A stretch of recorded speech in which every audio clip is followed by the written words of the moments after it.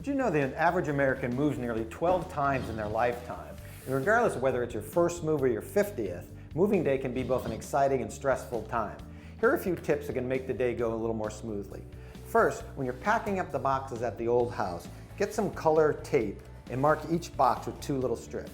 Then you take the same colored tape and you mark the door in the room. This way, when you're bringing the boxes in, or especially if you have someone helping you, they just know to put the boxes with the red tape in the room with the red tape on the door.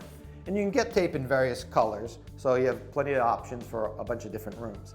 Now, once you get the boxes to the new house and you have to cut them open, here's a little tip that works really well so you don't damage any of the goods inside.